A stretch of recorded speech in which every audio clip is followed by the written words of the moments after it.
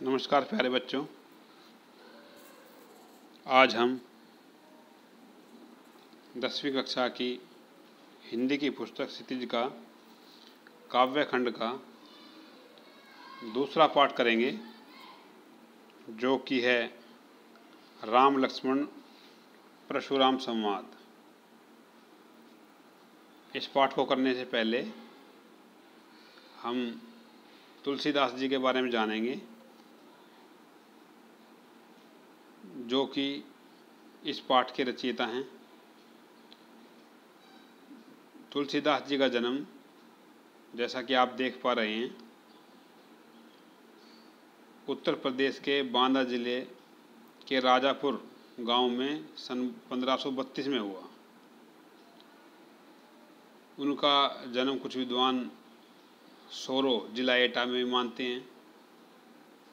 हम यहाँ पर मुख्य बात उनकी करेंगे। राम भक्ति परंपरा में तुलसी अतुलनीय हैं। रामचरितमानस कवि की अनन्य राम भक्ति और उनके सृजनात्मक कौशल का मनोरम उदाहरण है। उनके राम मानवीय मर्यादाओं और आदर्शों के प्रतीक हैं, जिनके माध्यम से तुलसी ने नीति, स्नेह, शील, विनय, त्याग जैसे उदात्त आदर्शों को प्रतिष्ठित किया है। रामचरितमानस उत्तरी भारत की जनता के बीच बहुत लोकप्रिय हैं। मानस के अलावा कवितावली, गीतावली, दोहावली, कृष्ण गीतावली, विनय पत्रिका आदि उनकी प्रमुख रचनाएं हैं। अवधी और ब्रज दोनों भाषाओं पर उनका समान अधिकार था और सन 1623 में काशी में उनका देहावसान हुआ। तुलसी ने रामचरितमानस की रचना अवधी में और विनय पत्रिका और कवितावली की रचना ब्रज भाषा में की है। रामचरितमानस का मुख्य छंद चौपाई है तथा बीच बीच में दोहे, सोरठे, हरिगीतिका तथा अन्य छंद पिरोए गए हैं। अब हम इसका संदर्भ देख लेते हैं।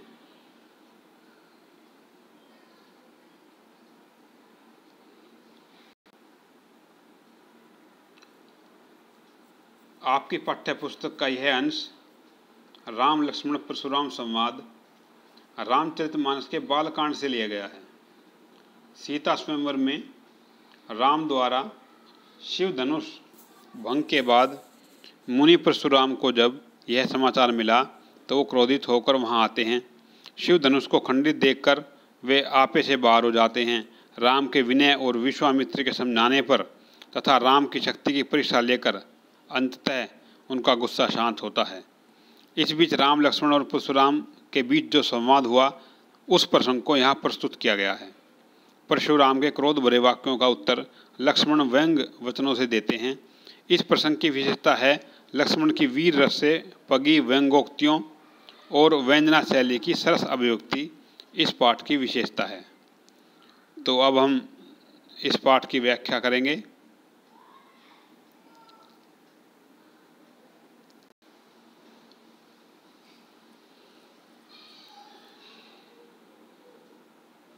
पहली चौपाई हम यहाँ पर पढ़ते हैं, फिर उसकी व्याख्या देखेंगे। नाथ शंभु धनु भंज निहारा, होई ही केऊ एक दास तुम्हारा। आयेसु कहा कहिए किन मोही, सुनी रिसाई बोले मुनि कोही। सेव कुशो जो करे सेवकाई, अरि करनी करे करिए लड़ाई। सुनहु राम जेहि शिव धनु तोरा, सहस्त्र बाहु सम सोरूप मोरा। सो बिल गाओ बिहाई समाजा, न त मारे जय हैं सब राजा। सुनी मुनि वचन लखन मुस्काने, बोले परसु दरही अवमाने। बहु दुन्ही तोरी लरिकाई, कबहू ने असीर कीनी गोसाई। यही धनु पर ममता कही हेतु, सुनी रिसाई कह भृगुकुल केतु। रे नृप बालक काल बस बोलत तो ही न संभार, धनु ही सम त्रिपुरारी धनु विदित सकल संसार। तो ये पहली चौपाई है। इसमें धनुष, शिव धनुष जो है वो टूट चुका है और उसके बाद परशुराम जी वहाँ पर पधारे हैं और उस टूटे हुए धनुष को तोड़कर वो बहुत गुस्से में आ गए हैं। तो उनके गुस्से को शांत करने के लिए कहा गया है कि नाथ शंभु धनु भंज निहारा। हे नाथ हे प्रभु, शंभु के धनु को तोड़ने वाला, भंजन निहारा मतलब भंग करने वाला, हो ही केहू एक दास तुम्हारा, कि कोई एक तुम्हारा दास ही हो सकता है। आये सु कहा कही किन मोही, सुनी रिसाई बोले मुनि को ही। अगर कोई आपको क्रोध है तो हमसे कहिए, ऐसे गुस्से में या नाराज मत होइए। तो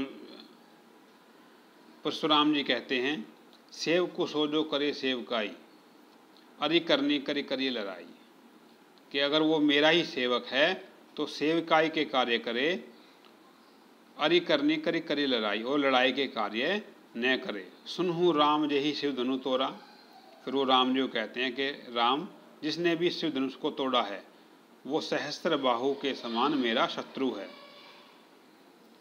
सो बिलगाओ बिहाई समाजा, न त मारे जय हैं सब राजा। और इसीलिए उस व्यक्ति को जिसने ये शिव धनुष तोड़ा है उसको एक इस बिहाई समाज से अलग कर दीजिए, नहीं तो सारे के सारे सभी के सभी राजा मारे जाएंगे। सुनी मुनि वचन लखन मुस्काने, उनके वचनों को सुनकर लखन मुस्कुराने लगे। बोले परशु दरही अवमाने, और परशुराम जी की अवमानना करते हुए बोले, बहु धनु ही तोरी लरिकाई, कि हे प्रभु हमने बचपन में बहुत सारे धनुष तोड़े हैं, कब हूँ न आसी रिस्कीनी गोसाई, लेकिन आपने पहले भी कभी ऐसा क्रोध नहीं किया।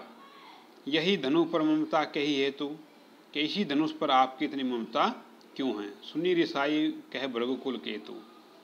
और यह सुनकर जो परशुराम जी थे वो बोले, रे नृप बालक काल भस बोलती तो ही न संभार, कि हे राजा के बालक तू ये जो बात बोल रहा है वो काल के वश में आकर बोल रहा है, इसलिए तुम्हारी जुबान पर बोली पर अपनी संभाल नहीं है। धनु ही सम त्रिपुरारी धनु विदित सकल संसार, क्या उन धनुषी के समान यह शिव धनु भी है, इस बात को सारा संसार जानता है। क्या तुम इस बात को नहीं जानते कि ये कितना खास या कितना विशेष धनुष था।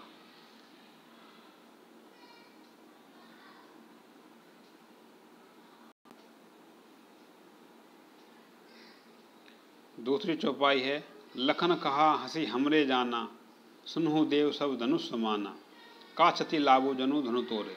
लखन जी कहते हैं, लखन कहा हंसी हमरे जाना, कि हमें यह ज्ञात नहीं था, सुनहु देव सब धनुष समाना, कि हमारे लिए तो सभी धनुष समान ही थे। का क्षति लाभो जनु धनु तोरे, यदि यह धनुष टूट भी गया है तो इसमें क्या लाभ और क्या हानि है। देखा राम नयन के भोरे, और ऐसा कहते हुए राम जी उनको कड़े नैनों से देख रहे हैं। छुअत टूट रघुपुत्री ने दोषु, मुनि बिनु काज करियत कथ रोसु, कि यह जो धनुष था रघुपति के छूते ही टूट गया। रघुपति मतलब श्री राम भगवान जी, तो उनके श्री राम के छूते ही यह धनुष टूट गया। न दोषु, उनका इसमें कोई दोष नहीं है। मुनि बिनु काज करिए कत रोसु, के मुनि आप जो है बिना कारण के रोष व्यक्त कर रहे हैं, नाराज हो रहे हैं। बोले चिते परशु की ओरा, तभी परशुराम जी जो है अपने फरसे की ओर देखकर बोले, रेट सठ सुने ही स्वभाव न मोरा, कि सठ माने हठी बालक, के हे हठी सुने ही स्वभाव न मोरा, अभी तुमने मेरा स्वभाव नहीं जाना है। बालकू बोली बधो नहीं तो ही, मैं तुझे बालक जानकर तेरा वध नहीं कर रहा हूँ। केवल मुनि जड़ जान ही मोही, के केवल तुम मुझे जड़ मुनि ही मत मानिए, मैं जो है बाल ब्रह्मचारी अति को ही, विश्व विदित क्षत्रिय कुलद्रोही, कि मैं बहुत बाल ब्रह्मचारी और अति क्रोधी व्यक्ति हूँ। विश्व विदित, के पूरे संसार में यह बात विदित है कि क्षत्रिय कुल का द्रोही हूँ।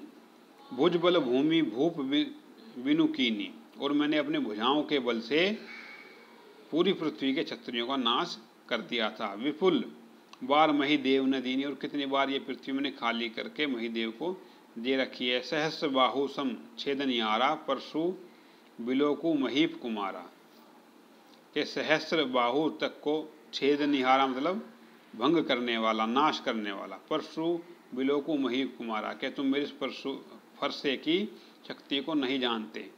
मातु पिति ही जनी सोच बस, करसी महेश किशोर, गर बन के अरबक दलक, परशु मोर अति घोर।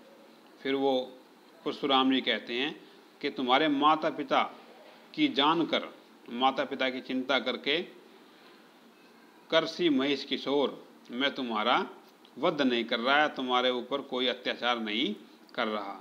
गर बन के अरबंदलक, परशु मोर अति घोर।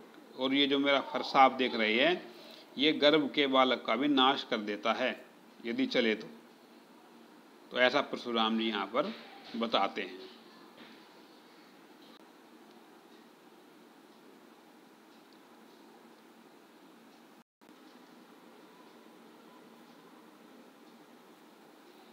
अगली चौपाई हम देखते हैं यहाँ पर।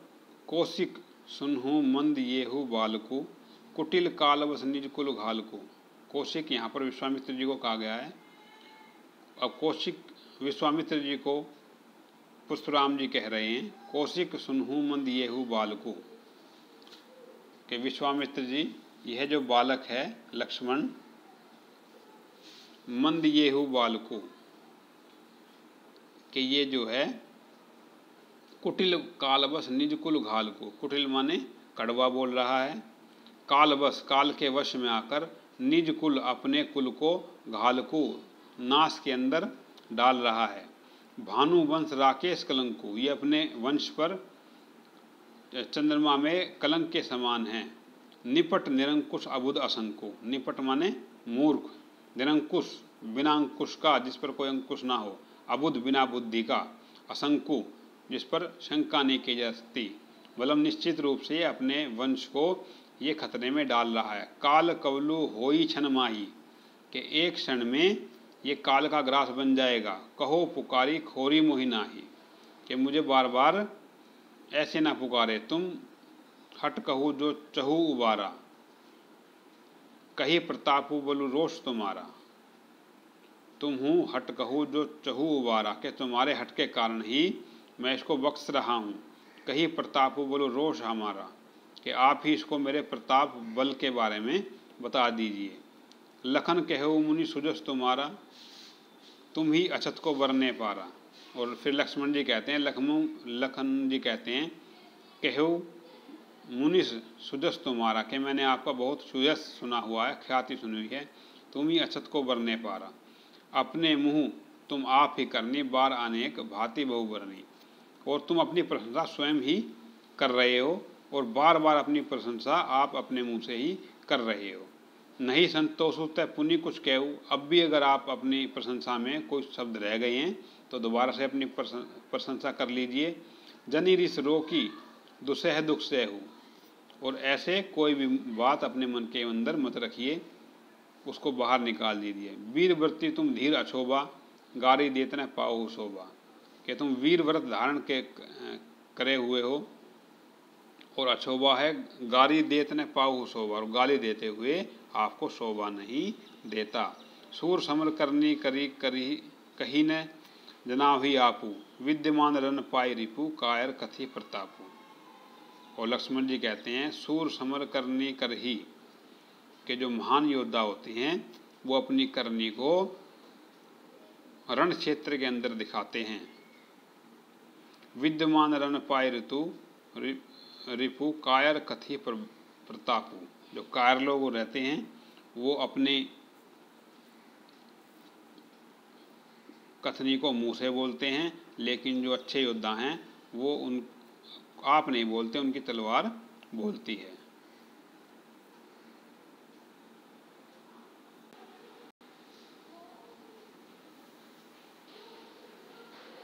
अगली चौपाई है, तुम तो कालू हाँक दनु लावा, बार बार मोही लगी बुलावा।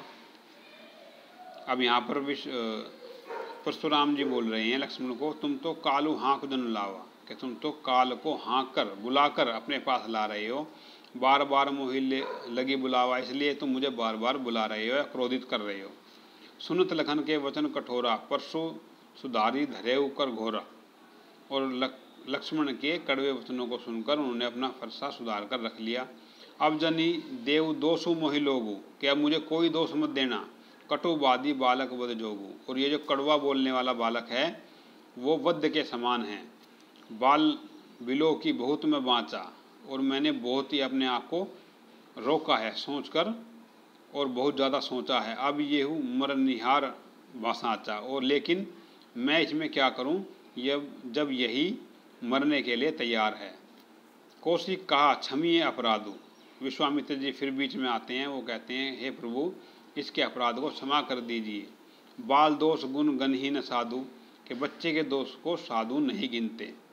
खर कुठार में अकुरण को ही, आगे अपराधी गुरुदोही,